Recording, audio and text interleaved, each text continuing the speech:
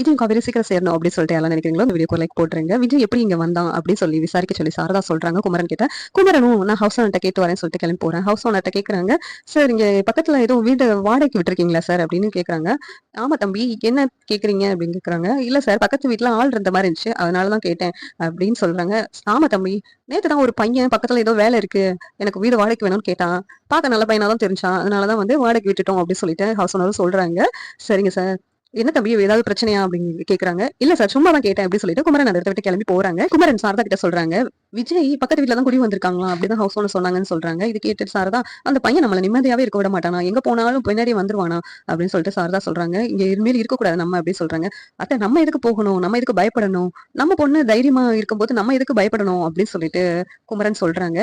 இதை கேட்டுட்டு சாரதாவும் சரி அப்படின்னு சொல்லிட்டு அமைதியா இருக்காங்க. இந்த நேரத்துல விஜய் கரெக்டா கதவை தட்டுறாங்க. இங்க வந்து நான் பக்கத்து வீட்டுல பால் காய்ச்ச போறேன், தீப்பெட்டி இருக்குமா அப்படின்னு சொல்லிட்டு விஜய் கேக்குறாங்க. விஜய் கேட்ட உடனே தீப்பெட்டி பக்கத்துல உள்ள கடையில தான் இருக்கும், போய் வாங்கிக்கோங்க அப்படின்னு சொல்லிட்டு சாரதா திட்டி விடுறாங்க. விஜய் வந்து காவேரி ஃபேமிலிட்ட சொல்றாங்க, நான் பக்கத்து வீட்டுல பால் காய்ச்ச போறேன், நீங்க எல்லாம் வந்தா நல்லா இருக்கும் அப்படின்னு நான் நினைக்கிறேன் அப்படின்னு சொல்லிட்டு விஜய் சொல்றாங்க. தம்பி, நீ பால் காய்ச்சி என்னத்தையும் காய்ச்சு, நாங்க எதுக்கு வரணும், எங்களை எதுக்கு கூப்பிடுற, எங்களால வர முடியாது, நீ இந்த இடத்த விட்டு காலி பண்ண முதல்ல அப்படின்னு சொல்லிட்டு சாரதா சொல்றாங்க.